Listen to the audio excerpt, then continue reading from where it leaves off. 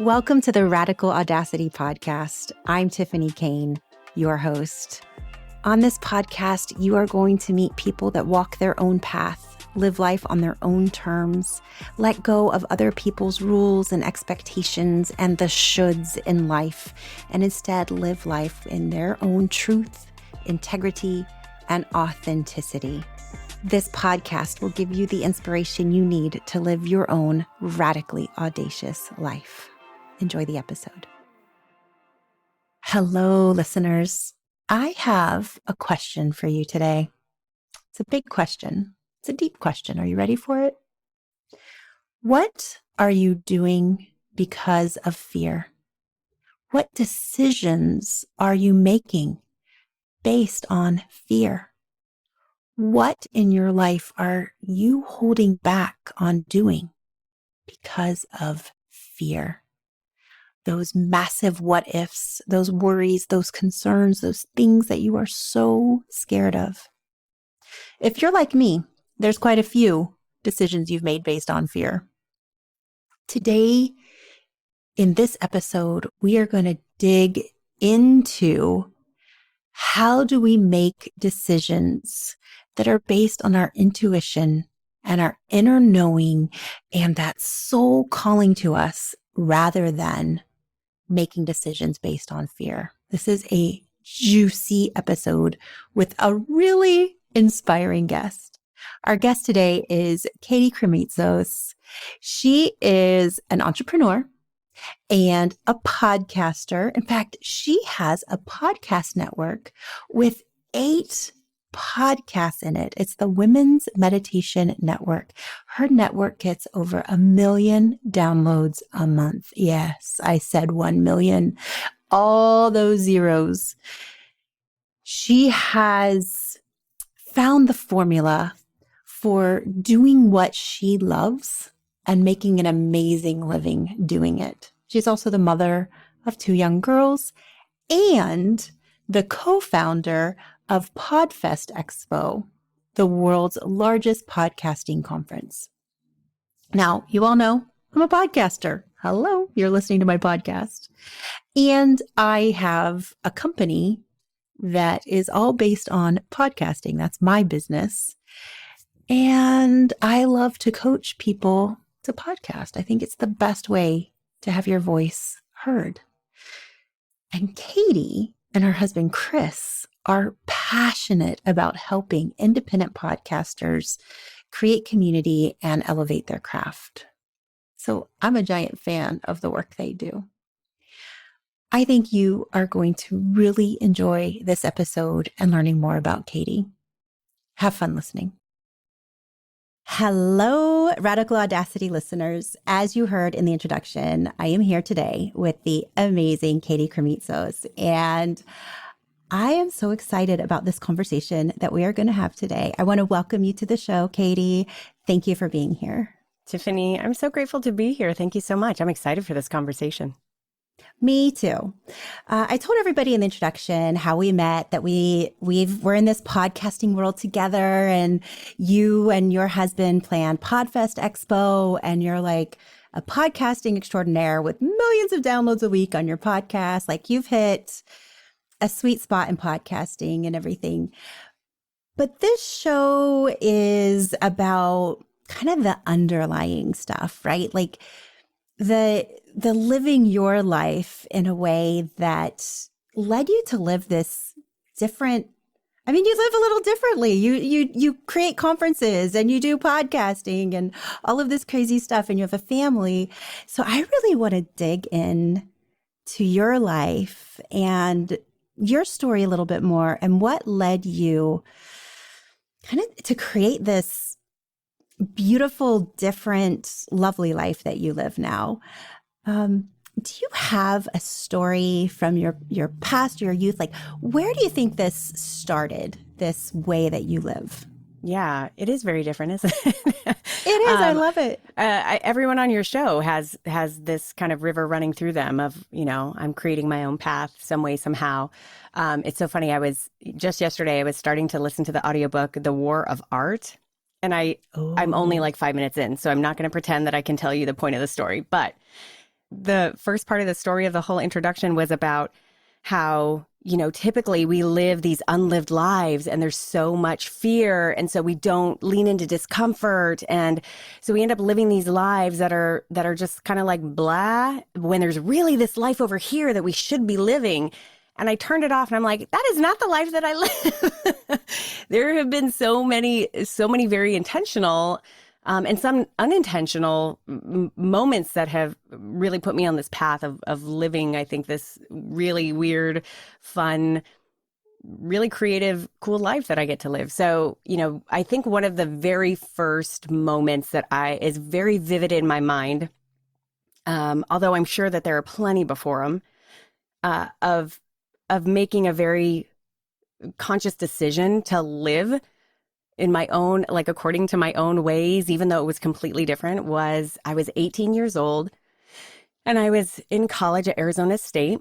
And, the story behind this was that I had always been like the student athlete. When I graduated, I got, all these scholarships to go off to university, basically paying for college for, the four years that I was going to be there.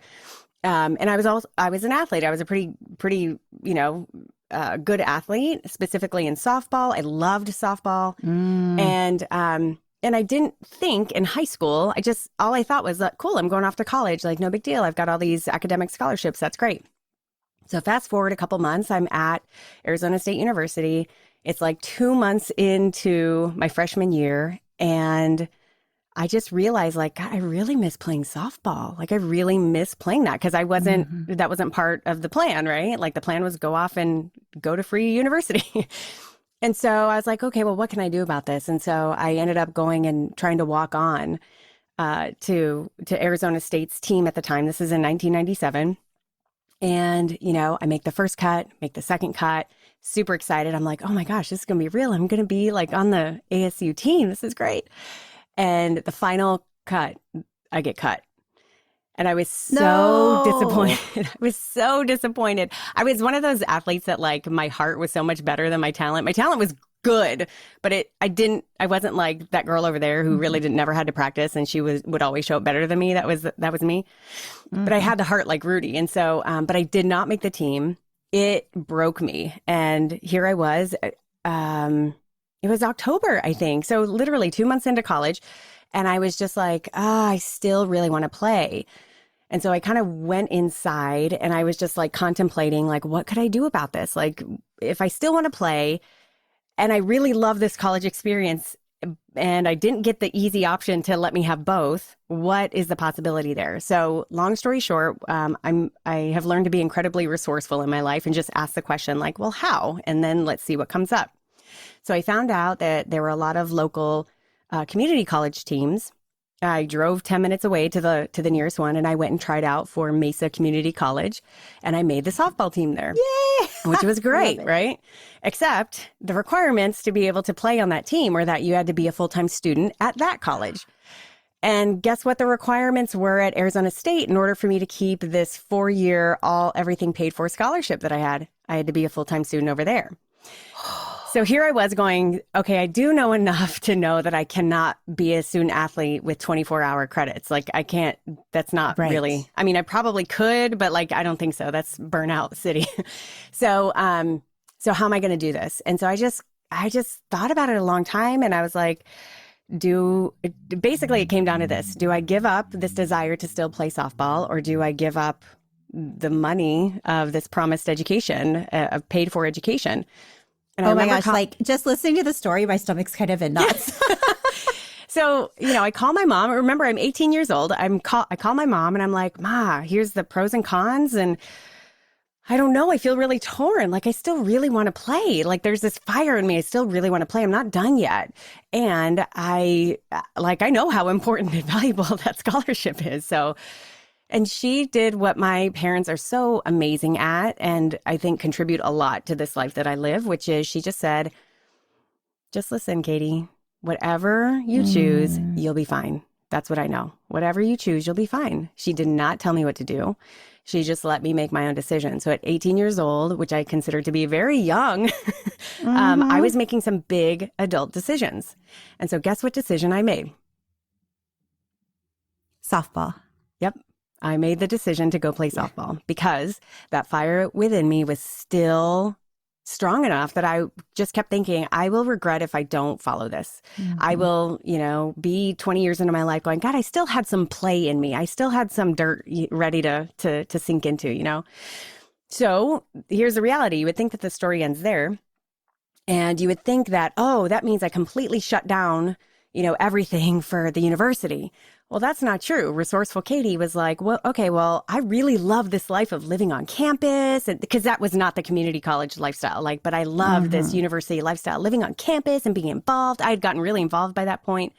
So how do I keep this? Well, I found out that in order to be eligible to live in the dorms, you only needed to have one class. You only needed to take 3 credits, basically.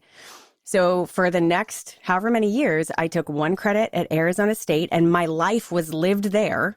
And I would go and take my, do all of my other school and play softball at Mesa Community College. And I did that for about 2 years. I had other scholarships that I got that sort of were able to sort of trickle me through those 2 years. And then what happened? Again, you would think that the story would end there.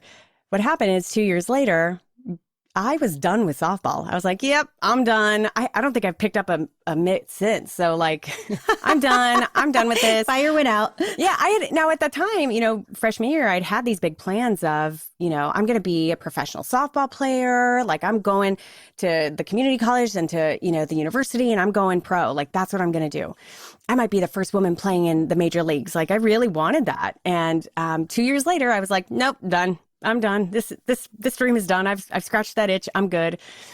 And so you would think that I would look back on that decision I made in my college dorm room thinking oh my God, what did I do? But I didn't, I felt zero regret. Instead, where I was is I was, however many steps forward in my particular journey with new information, new experience. I was a new person, and I said, okay, what do I want now? And how can I get that? Well, so I turned around and I said, okay, now I want to go to Arizona State full time, and I want to be a full-time student there. So, and I don't want to pay for it. So how do I do that? So I became an RA, a resident assistant, and they paid for my room and board. I basically just paid for tuition, which I was an in-state student, so it wasn't that much. I worked on the side and I loved it. I was there for 3 more years before I graduated, and I loved every second of it. So that is just a little small example of me sort of flexing that muscle in my early adult years of saying I'm going to follow, I still have something here, or I'm hearing this thing. I need to follow it, even though I can't even tell you how many people thought I was so stupid for dropping all of that money, right? Just completely walking away from all of the paid for education. And how grateful I am that I don't have parents who are going to put that in my face and tell me, oh, sorry, you said this is what you wanted. You better do it. Or, but who really supported hey, follow what you know to be right, and everything will work out. And it has, and it continues to. There's 2 things I really love about that story. The first one, this is absolutely my philosophy on life. Every hell no has a heck yes somewhere, right? So you got the hell no at softball at the university, and you're like, but there's got to be another way to do this. I feel the fire burning inside. And so then the second part of that story that I love is you listened to that call inside you. Yeah. And I think so many times as a society, women especially, but I think men too, we don't listen to that for whatever reason. There's the shame involved of giving up on a scholarship, or there's a community college versus a university, or I don't know, probably a plethora of things people said to you. But you said, I have a fire burning inside me. And I think what you said about flexing that muscle early on, my guess is this wasn't the first time you flexed that muscle, that you were probably a very precocious child that flexed that muscle all the time. But you had that knowing inside yourself that I have to follow this fire. And if I don't, I'm killing a part of myself. Yes. And I just think that's so beautiful. So now I'd love to fast forward a little bit. You continue to live your life flexing that muscle, listening to that fire. What's another area that you've done that, where you've turned your heck no's into heck yeses and you've listened to that fire inside yourself? I mean, every day it seems like, but I'll tell the story of a couple notables. another, moment I can really zone in on is when I became an entrepreneur. That story starts with the fact that I did not know what the word entrepreneur was until I was 22. I don't come from a family of entrepreneurs. That was not part of our language. Very lower middle class, blue collar family. And so, here I was sort of after I graduated ASU, I came out to Florida and, got my master's here. And I had come out here with the intention of becoming, like, going on and getting my PhD, becoming a professor, a college professor. And within 3 months. What were you studying, by the way? What did you get so your master's communication, Okay. ironically, not broadcast communication, but like the study of how humans communicate, which is fascinating to me. If you're a people watcher and you really are fascinated by how people work and how they do things, that's what I studied. So I studied like, what the beautiful pink headphones, what are they communicating about, who you are, and then the communication between couples and teams, and it is a beautiful discipline, but it's also very vague in the sense of like I can't like stick a thing in here and say, okay, now I go to nursing school. Great. I'm going to be a nurse, Right. I go to architecture school. I'm going to be an architect. Like that's not communication at all. So there's a lot of vagueness and figuring out of that discipline. So I came out here thinking I was going to be a professor. I always had a minor in women's studies. I was from a little girl. I've always been incredibly passionate about women and our kind of journey in life and our shared experience, even though it is incredibly diverse and all over the board.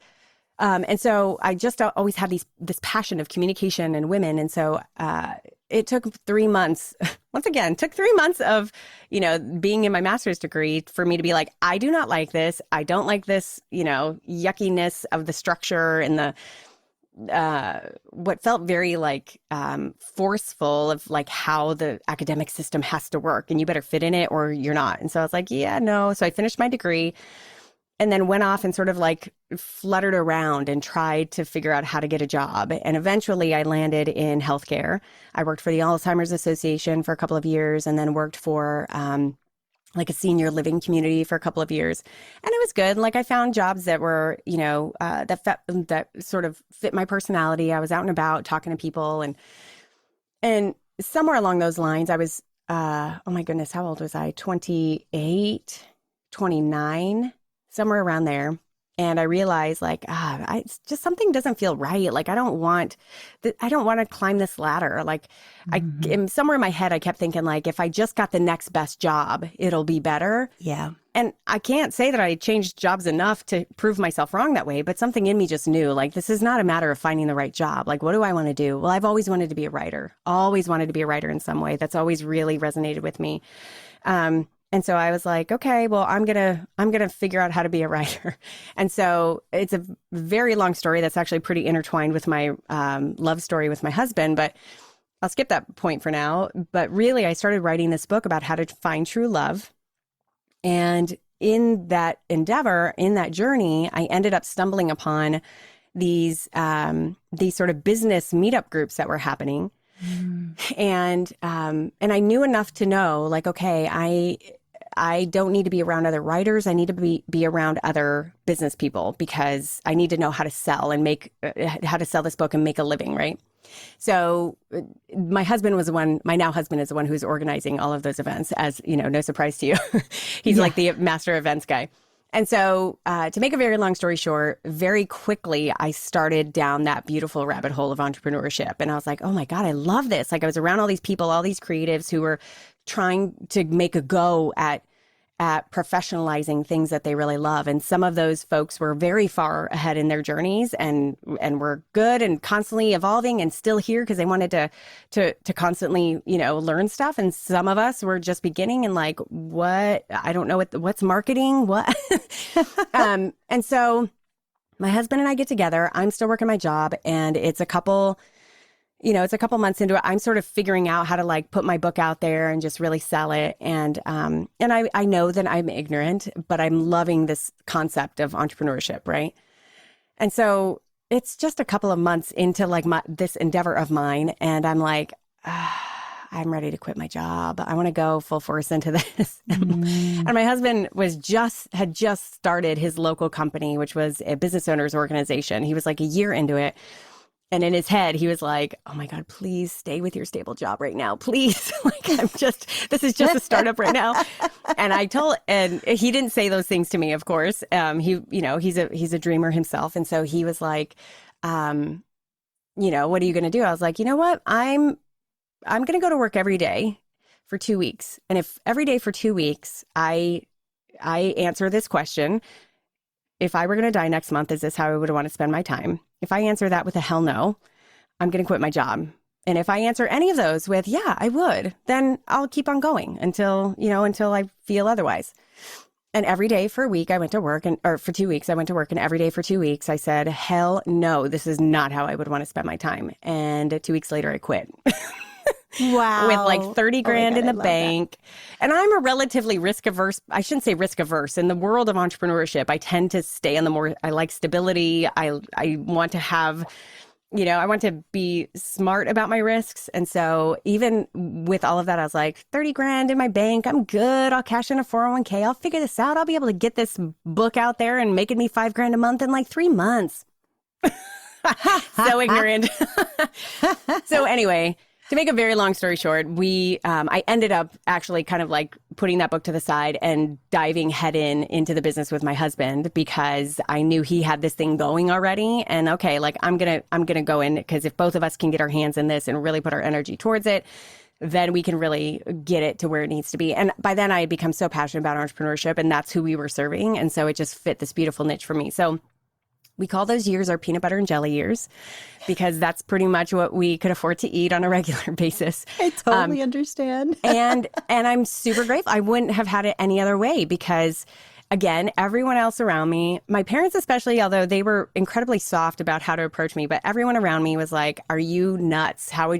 Okay, Katie, give this 6 months and you better go back so you could get health insurance and have all those safety things, right? I actually lost a whole group of friends over this move, because they're beautiful and lovely people, and who they are and what they know is the very safe, I use that in air quotes, corporate life.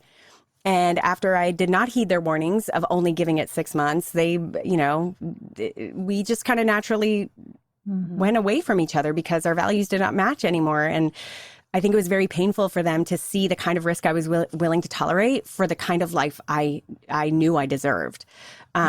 So yeah, that's yet another moment. And there have been many more like that, where there's this voice inside of me saying, I want this, or I want more, or I want different. How in the world can I make that happen? Because there's always an answer to the how.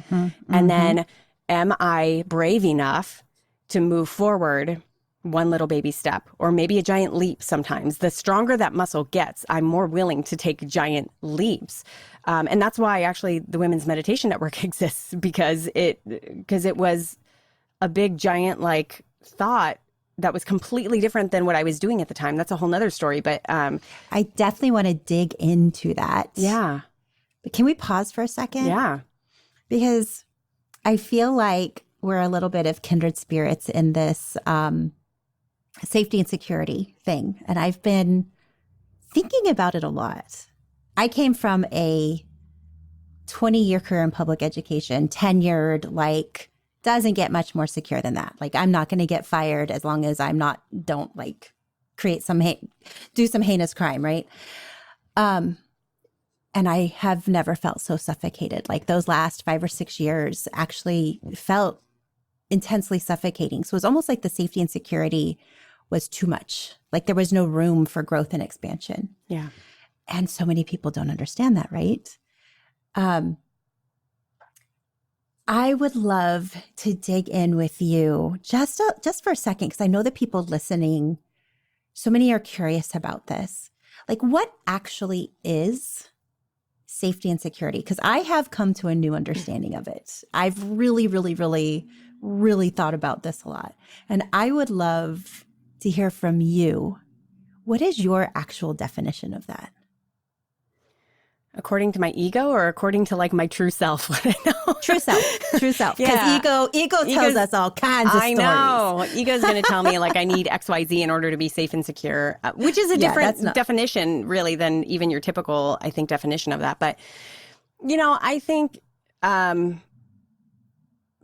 for me, like safety and security is ultimately knowing that I am okay no matter what.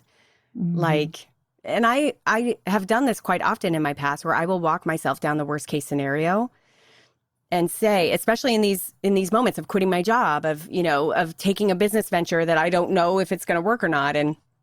And I, my husband and I are both entrepreneurs, so we have a very unconventional life together. And so I have walked myself down this path of like, okay, what if this doesn't work? And I get very real about this. So I say like, okay, if this doesn't work, there's going to be a point, like I'll charge everything on credit cards for as long as I can. I will, minimize expenses because I've done this. Like, I will charge everything on credit cards as much as I can, as long as I can, and pay some minimums. And I have done that in seasons and then been able to pay things down and eventually off, which is great. And then worst case scenario, if like the cash just isn't rolling in and I can't pay, like my mortgage goes into foreclosure, like this was back in 2009, 2010 in these early years. And, the real estate market was not wonderful back then. So I was like, okay, well, I could probably get away for just not being able to pay for probably like 6 to 9 months. So I could probably still live here 6 to 9 months. And then if they seize my property, then I can always go live with my mom and dad. I can always go live with my siblings, right? And that was before kids. I could still do this now. Like I have people around me who will take care of me and love me in my most vulnerable and weakest state. And I'm not talking just financially, I'm talking emotionally too. So I feel like my husband and I very much are kindred spirits in the sense of like, he's got my soul and I've got his. And then together as a unit, we have our families, our girls. And so I feel like we will take care of each other. And should the, the resources that allow us to sort of quote unquote live in this everyday life not exist anymore or are just not there anymore for an extended period of time, like we have a safety net, and the safety net is family, is friends, are people, I'm so blessed that I have people who are not blood relation to me who would easily say, yes, absolutely, come and live with us. You and your family, come live with us, eat at our table for however long you need. We have quite a few of those people. And I feel like that is my safety and security. Now, my ego in moments of like financial stress and financial the cash flow moments, right? Like my ego wants to come up and say that that's terrifying and that's a life or death situation. And I have to talk her down and tell her, thank you very much for worrying about me, but this actually isn't a life or death situation.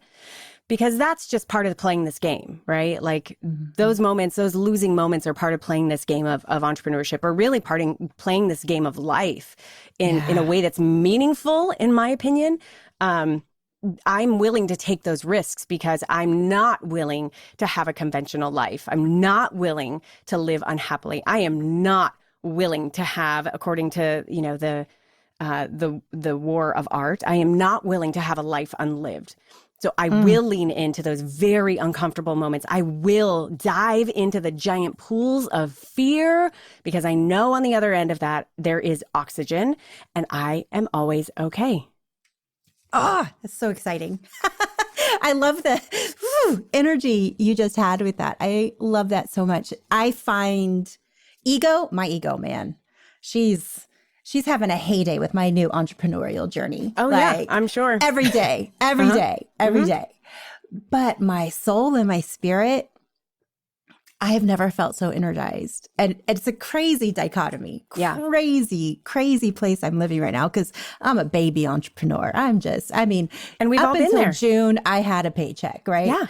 And health insurance and retirement. So like, this is all brand new. But man, I've realized that safety and security for me is the space and freedom to be creative and follow my ideas. I just get so excited when the idea fairies come to visit and they're like, hey, what do you think about this? And I'm like, hey, let's try it out.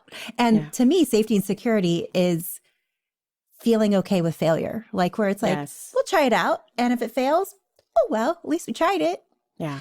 And that's my big giant goal in life, is to get to that beautiful, safe, secure place where it's just that beautiful freedom to explore. So anyway, I'm digressing a little. I mean, I just want to make sure, love you. I totally I have been there. Like in our first couple of years of me, quitting my job, there's definitely an employee mindset that is drilled into me ever since I was young and making a paycheck, right? In my teens, making a paycheck. So when I quit my job, even though I had this money, like the first time that check did not come in, I was like, oh, okay, let's do this. And I couldn't articulate this then, but I can now, is I allowed fear to drive my actions. And guess what happens when fear drives your actions? You get more of things that look very fearful and that fear really dances with, right? And I had to learn the hard way, because that energy showed up in our business that my husband and I ran back then. And because I was always looking at the runway. Okay, we only have X amount of months of money left in the bank to pay mortgage, because that's the only thing I have to pay cash with. Everything else I can pay with credit card, right? For the business, we only have X amount of, days or months or however long in order before we can't pay our team anymore, before we go out of business, right? And my husband knew this because he had been an entrepreneur ever since he was in diapers. And so he's like, dude, you have got to shift this mentality. And it took a couple of years, but I ended up going to a Tony Robbins event.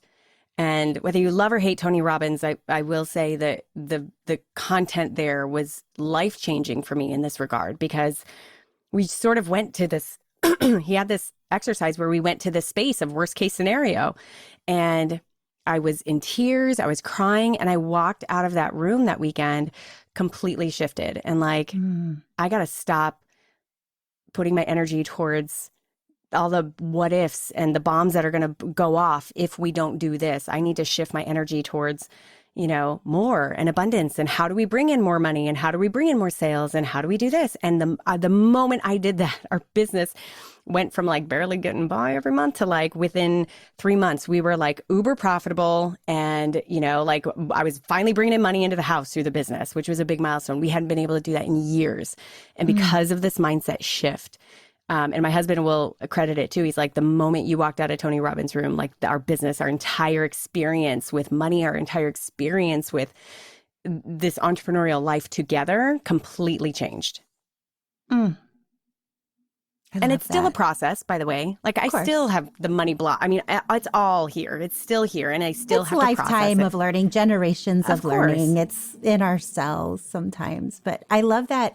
I would imagine my hypothesis would be the shift was that you got more curious about, well, what could bring in the money? What could change things for us?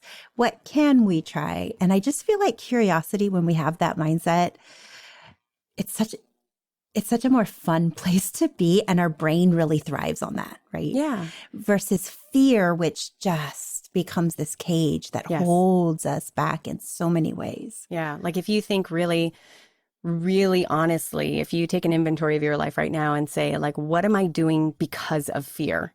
Because I'm too scared to do X, because I'm too scared to do Y, because I'm too scared of what other people will think of me if I do A, B, C, and D.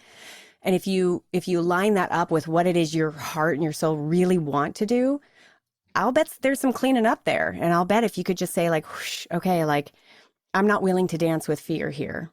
I'm willing to walk in and go into a room with fear behind me, because she's always going to be there. She's probably holding my hand at that point, but I'm not going to let her lead. I'm not going to let her lead. It's not worth it, because there's too much life to live here. And I'm not willing to dance over there in that tiny little box where everyone tells me that I should be, because fear is demanding I'm there. Like that's not the point of life. I just feel like we need to sit with that visualization for a moment.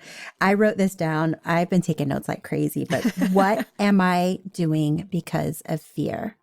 I am not willing to dance with fear. She is not leading.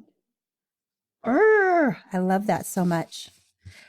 I want everyone listening to ask that question. What am I doing because of fear? because we can live, my friend Katrina calls it a technicolor life. We can live this gorgeous technicolor life if we don't make decisions solely based on fear, if we're really present and curious and having fun with it. I could talk to you about this for hours and hours. Same.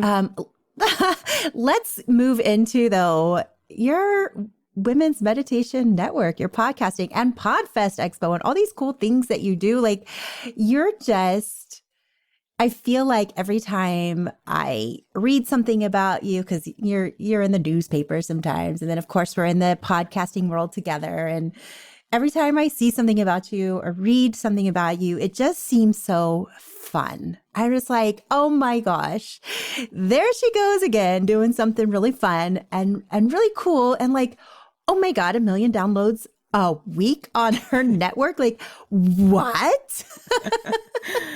That's insane. And just listeners, just for a frame of reference, if you're not podcasters, Buzzsprout put out a report that if you're getting about somewhere around 25, 30 downloads on your podcast, your episode, you're in the top 3/4. If you're getting somewhere around 100, you're in the top, about 50%. And if you're getting somewhere in the 300s, you're moving up. So to get 1 million downloads a month, like that's a big deal. And I don't like talking about podcasting as just downloads. I think there's so much more to the story than just downloads, but it's still an incredible number. It's a good marker. It's one of those key indicators of like, hey, am I doing what I'm here to do? And this is one of those key indicators. So yeah. Yeah. So let's talk about how did you come across, like, why podcast and why that one in particular? Yeah. So I discovered podcasting back in 2013, and it was late in 2013. My husband and I were in this local business owners organization. And one of the people who came and talked about his podcast and how he got 5,000 people or 5,000 downloads every single month, or every single episode he had back then. And my husband and I were just blown away because we had done so much work for the month to bring 100 people in the room physically. Which is insane. 100 people in a room is a lot. That's a lot of work, right? Yes. So for us, it was just this opening of like, oh my God, like the impact, like the power of this tool, of this technology to impact is really big. So my first endeavors, I launched a podcast a few months later in early 2014 called Biz Women Rock, because it was sort of this place where my love of entrepreneurship could meet my love of women. And I was one of the very first podcasts out there. When I launched, there were 3 of us who were women entrepreneurs talking to other women entrepreneurs. That was it. And yeah. And so it was really exciting to be on that big wave. And I loved it. And I did interviews. I met so many amazing women. I dove headfirst into this podcasting arena and just found it to be incredibly welcoming and creative and fun. I came into podcasting because I got the concept as a business person. Like, I got the business model. If I could really harness this technology, I could bring my message to millions and millions of women around the world, which has always been a dream of mine. And so, I chose business because that's what I was passionate about back then. And it was awesome. For almost 6 years, I grew that. I didn't have a kid. I didn't have any kids when I started that. About a year or 2 into it, I had my very first daughter. And that was a giant shift too. Like, oh my gosh, how am I going to manage this whole like business and babies thing? And, I got into this really great cadence. It was kind of a very typical podcast where, I was bringing on all these guest experts. We were having these great conversations. I was building a community of all the listeners. I provided, high-end coaching and strategic business consulting, masterminds, live events, courses, memberships, you name it, that I did it. And it was great. And it was kind of it was really like my first go at like doing a business on my own. And so there was a lot of mistakes, lots of mess ups, lots of like emotional, ego stuff holding me back from really sprinting the way that I wanted to. But I learned a lot. And in early 2018, January of 2018, I was at a CEO retreat for myself, kind of putting the final touches on like the big annual plan. I had planned to triple business that year, go from like, I think I just crested 100,000 in revenue. And I was like, great, I'm going for 300,000. Let's go. And I was on fire. I loved what I was doing and what I had created by that point. I had a 2.5-year-old. And I was like, let's go. I'm digging this. And fast forward April of that year, we found out we were pregnant with our second daughter, Savannah. And within a heartbeat, everything changed. And I was like, I don't want it anymore. I'm done. Which was a very terrifying thought because that business and that model required me to show my face in order for me to make money. And so it was very terrifying that not only this, like, I don't want it, but I have no desire to show up right now. Like I can't, it makes my stomach churn if I want to go on a Facebook Live right now, or like, I don't want to do it. Yeah. I didn't know why I felt that way. I just knew like there was just this, no, I'm done. So what I did is I just sort of slowed down a lot. I took a big pause, and instead of launching all these things that I had planned to launch, I just said, like, I'm just going to do what's already on my plate. I'm just going to meet with my clients. I'm going to show up when I feel like it for other marketing stuff. But if not, like, I'm just going to let it be what it is because I've got some stuff to figure out. So I went into a quiet space for a couple months, and my husband and I would go on walks every single day. One day I would proclaim, like, I'm Superwoman. I could do this. I'm going to have an infant and a toddler. I could totally make this business $1 million business. This will force me to make it $1 million business and then some. Come on. And then the next day I would show up and be like, oh my God, I'm going to be a full-time mom. That's my job. That's what I'm going to do. Let me not do any of this anymore. And so one walk in particular, it was May. It was just a few weeks later. So it was early May. My husband and I are on a walk. I have, vomited out all of my range of emotions. And Chris looks at me and he just says, okay, what about that meditation idea? So back in January at my CEO planning retreat, one of the many ideas I had to triple business was I'm going to expand my podcast and make it a network, right? And one of the other random ideas I had was I'm going to make a meditation podcast for women.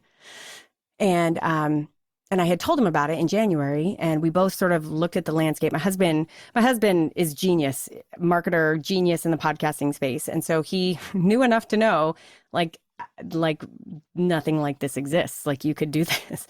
And I didn't do anything with it because it didn't fit my script for business back then. And so now here we were in May, and he's saying, what about that meditation idea? And I say, what about it? And he says, what about it? And that planted a seed for what could this thing be, and what might I want it to be, and why did I have that idea in the first place, and what do I really want to be doing here in this world? So what came out of that was the Women's Meditation Network, and I was very clear early on that it would do a couple of things for me. It would allow me to really have time freedom with my kids. With my other business, I had to show up. I had to have my butt in the seat in order to make money. And while I could build something a little bit more, quote unquote, automated, that was definitely a longer haul. But this one I could write and record my meditations on my time during naps and bedtimes. And, I didn't really have to show up for any meetings, and I could build that. And then the second thing I knew is I knew intrinsically, this is my next evolution of work with women in the world. This is my next evolution, which no one seemed to no one understood. There's no way you would understand that if you were not me. Like many people looked at me and said, you have a podcast for businesswomen and now you want to do meditation? Or who are you? Are you insane? Like that. And you have a successful, business here. Like, what are you doing? And there were a couple of pretty significant people in the podcasting arena who were like, don't do this. This is so stupid. And I was like, okay, thank you. I really appreciate your opinion.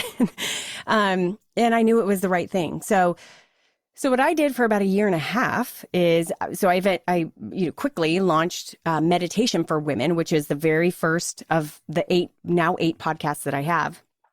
And for 2 years, 1.5 years, 2 years, I basically scaled down my other business, going from doing all these programs to having the memberships, doing the courses, to literally like just having one-on-one clients, and even minimizing even that. I obviously had my daughter by the end of that year. And so, so here I was for about a year and a half, 2 years, managing 2 kids, 2 businesses, scaling down one while the others grew. And it took within the first 3 months, I still remember October of 2018, Meditation for Women hit 5,000 downloads a month, which was what Biz Women Rock was getting on a regular monthly basis. Wow. And I was like, okay, universe, I get it. Okay, keep going. And so fast forward, it's early 2020. And I've just officially said goodbye to Biz Women Rock, like done, don't have any more responsibilities there. My daughter, my new daughter at that time was a year old, and I was like, great, let's go. Like, I'm ready to go. I'm ready to go full force with Women's Meditation Network. I'm finally out of the 1 year mommy head phase. I've been able to keep up 1 show a week. Now let's go. And then COVID hit, and I started just very patiently looking at my numbers and noticed right away that they were skyrocketing. I can still remember, I believe it was March of 2020, I hit 100,000 downloads for that month. And what that told me is like, oh my God, people are like seeking this out. Like that was a number that was completely mind blowing for me. I could not fathom having that number. But what it told me was like, people are seeking this out. And so what do? I need to do more. So in this time when I felt like the common theme was slow down and you need to stop, I was like, I'm ramping up. I know I need to go. I need to run as fast as I can. And I've got 2 kids at home in quarantine and we need to figure this out. So I just, my husband and my husband had just finished his big podcasting conference. So like between my husband, my brother-in-law, my mother-in-law, my father-in-law, like we figured out our little pod and we moved the kids, everyone was supportive, and I just made a crap ton of meditations and the numbers just kept going up and up and up. And I was like, okay, I'm just I know, because I was feeling everything that was pretty universally being felt. And so I was just writing these little poems about how I was feeling and how I could offer comfort and not to get too overwhelmed by everything. Like I was in those moments just as we all were. So I felt like those were really resonating. And so I was like, okay, I'm going full board. And then a couple months later in July, I think, of 2020, I launched sleep meditation for women. And then 6 months later, I launched morning meditation. And I've just been launching more and more ever since. So now I have 8 podcasts that are a part of the whole network. And here we are, 4.5 years later since I began it. And it has been, I don't know if there's any one reason why it is where it is. It's an accumulation of a lot of different things. But I have been very conscious with every baby step along the way of what I'm building and why. And the business was not profitable for the first 2.5 years, really. We took out like a second mortgage. Like we did a refi. It wasn't a second mortgage. We took out a refi at some point in there. And I was like, we are investing in what we know to be true. Like, I don't care. Like, let's go full board. And so it took like 2.5 years to get it to some level of profitability. And I was very willing to do that because I saw and I knew that we're good. We're going. Like, let's go. I love listening to your passion. I love listening to the way we're hearing you share how you listen to your gut, you go for it, you take the risks. Refinancing and credit cards and whatever you need to do, like we're going to make this happen, and getting your family to help with the kids and just like all the things. I love hearing you talk about the struggle with so much joy. I'm like, yeah, well, we're just going to do this. I was wondering if you'd be okay if I share one of your meditation poems, because they do sound like poems. Yeah, that's very intentional. I'm a writer, remember? I want to write. Yes. I want to give you little love poems. Is so beautiful. It's called After You Put the Kids to Sleep. And I love this one because I think we can all identify with this. Actually, I don't know. I should probably have you read it because your voice is so beautiful. Okay. Drop your shoulders, mama, and release the remains of the day. The littles are finally sleeping. It's your turn to exhale it away. Long pause. Your mind may be spinning with all that's left to do. but your body's simply wanting to deeply relax and renew. Pause. The job that you are doing of caring for someone so young, often unseen and unsung. This is my favorite part coming up. It's okay if you lost it. It's okay if you messed up. Surrender yourself to sleep now and let deep rest fill your cup. I'm going to stop there. It keeps going, but I love that. I love the feeling. We have all been there of like, it's bedtime and oh my God, and now I've got to do the dishes and the laundry and clean up this and do that. And oh my God, I messed up this and this today. And I yelled at them and I could have been more patient and I could have been more present, and all of those monsters that attack us at night after the kids go to bed. And I just love that meditation. So I can see why people love listening to you. Thank you for reading that. That means the world to me. I think what is not always obvious to most outsiders to my life is that that's my life's work. Like to be able to write something that really touches and tugs at your heart and that really resonates with you, and that can dive right into your consciousness and really like hug you. Like that's my work. And I feel like I'm constantly practicing being able to be a better writer, to be able to do that better. You know, I just happen to package these poems in a meditation, really. And you're gonna get like all the benefits of meditation, right? Like feel less stress, relax into sleep easier, right? Like you're gonna get those, but like really, what my deep intention is that you will feel connected to the words so deeply that it will encourage you to be here with yourself, so that you know exactly what to do along this journey, because that voice becomes really clear, because that's the power of meditation. That's the power of this practice. And those are the power that I intend in those words to open up that space so that you could see those answers really clearly and find that courage and really just the truth of how to move forward, you know? And in this time of insane hustle culture and mommy guilt and just all the stuff, just to take time to be quiet for a moment, even if it's 3 or 4 minutes, is just so beautiful and so important. So thank you for that. On that note, we are going to switch into the part of the podcast where I ask my guests the same 3 questions, because it's a really fun way to get to know a different side of you. Even though I could talk to you about all that other stuff for hours. I'm really lucky, listeners, because I get to interview Katie in a couple of weeks for my other podcast, Mastering the Podcaster Mindset. So we get to have the conversation again. And then I get to hang out with her in January at Podfest Expo. So I'm lucky. I feel lucky I get to hang out with you I consider myself the lucky one for that, Tiffany. Oh, you're so sweet. All right, so let's get into it. I love books. And so do the people that listen. So we always love to know, what book are you reading right now? Right now I'm reading one that I've read at least 3 or 4 times, which is a total rarity for me. I don't usually do that. It's a book by David Goggins, and it's called Can't Hurt Me. And I would consider it a must read for any human being who breathes air.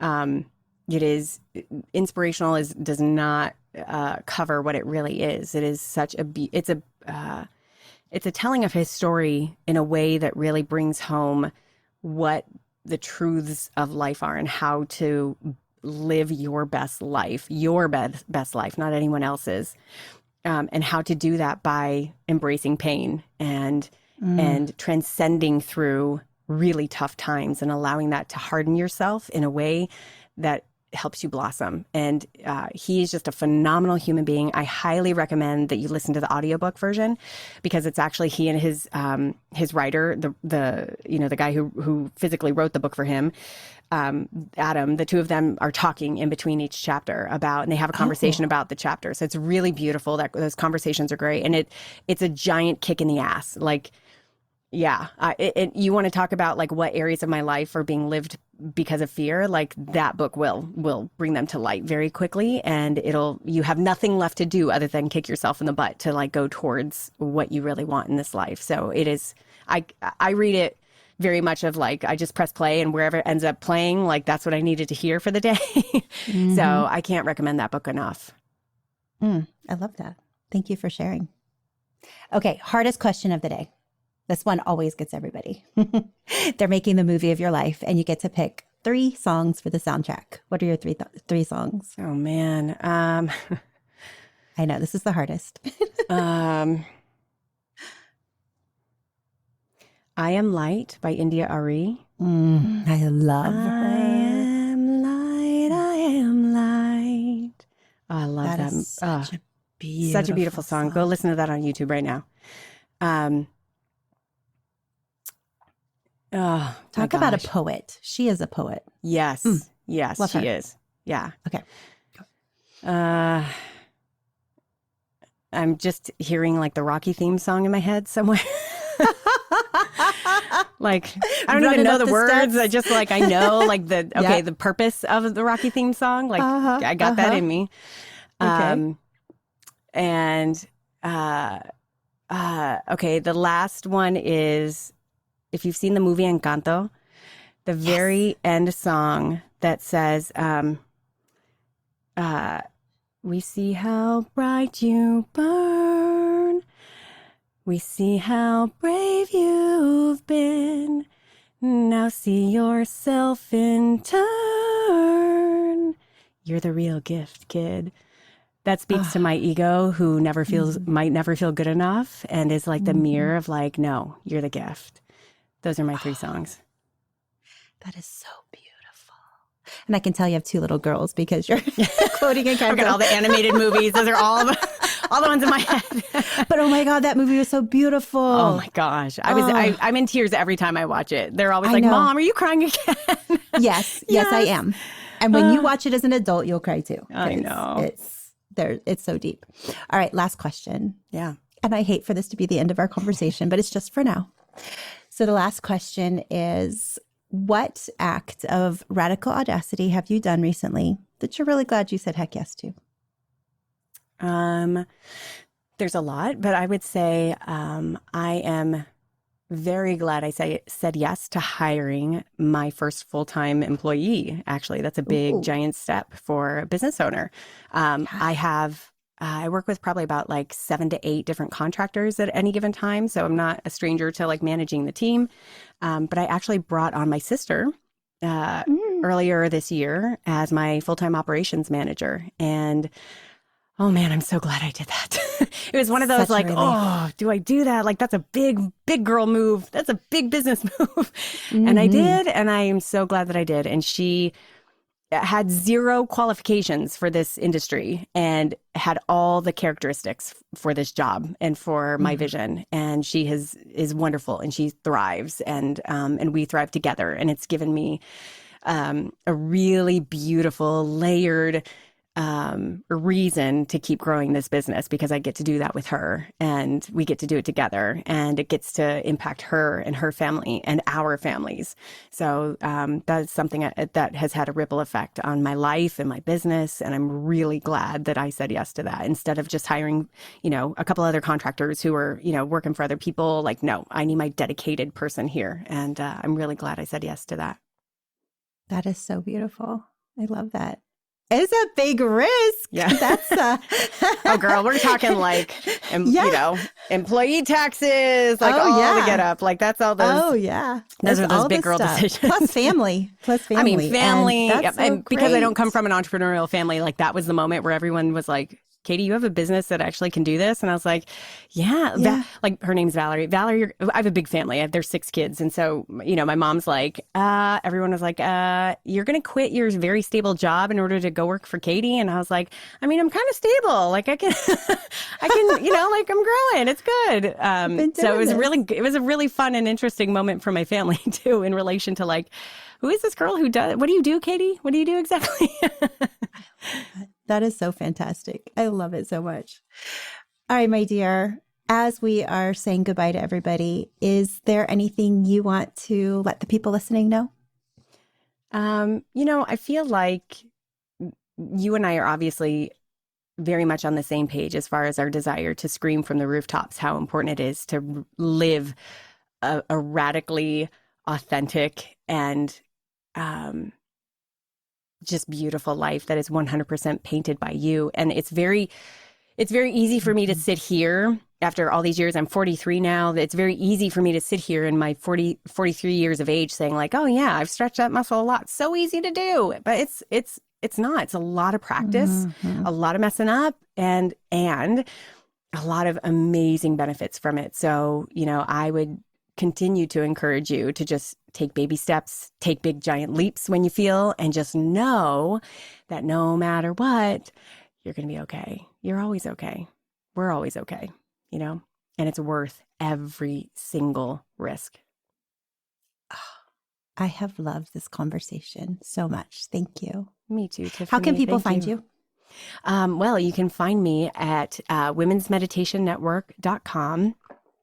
And I believe right now, I think you and I spoke about the gratitude giveaway. Did we talk about the gratitude giveaway? No. I mean, I knew you had something, but okay. I was waiting for you to Yeah, sorry. say yes. Ooh.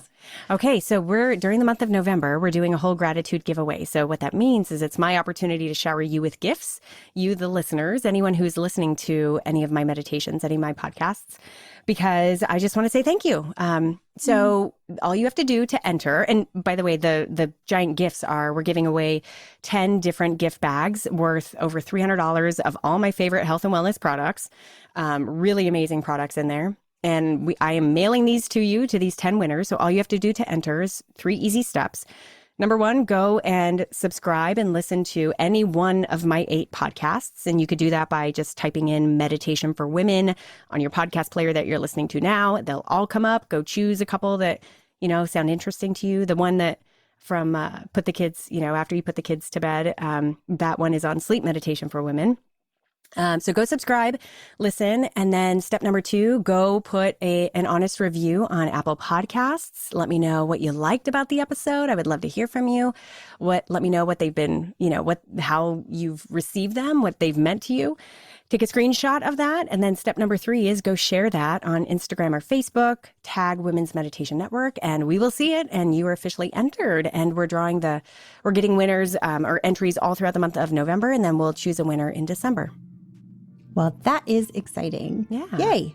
And I mean, everybody listening, you should listen to the Women's Meditation Network. There is, between the 8 podcasts, there is something that will make your day better because they're beautiful little pieces of poetry. I kind of think of like Morgan Harper, Nichols, Young Pueblo, like it gives that beautiful feeling when I read what you wrote, when I listen to what you write. It's just beautiful. So Thank you. Yes.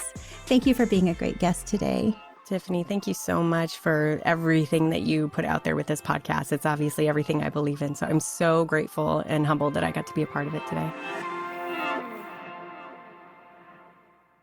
Oh, dear listener, wasn't this a juicy episode? I love the way Katie listened to her inner knowing at a tender young age. She started us off with her college example of just choosing her own path and choosing her own knowing and doing the things that felt right to her. I loved her mother's advice of just listen. Whatever you choose, you will be fine. And I feel like all of us need that voice whispering in our ear at all times. Just listen to that voice inside yourself. Just listen to your inner knowing and your intuition. Whatever you choose, you will be fine. I love how she talked about the exercise she does of what if this doesn't work, and walking down the road of what happens when it doesn't work.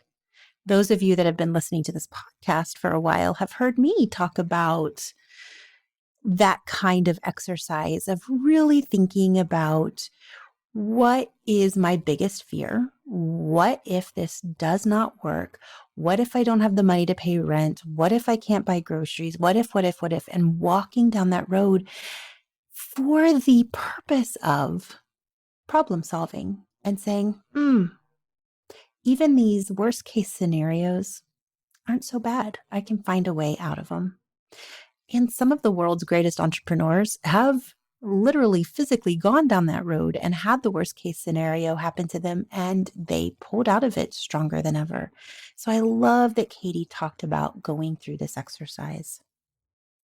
She talked about how those losing moments, quote unquote, losing moments where you lose, where you fail, those are the most meaningful part of life.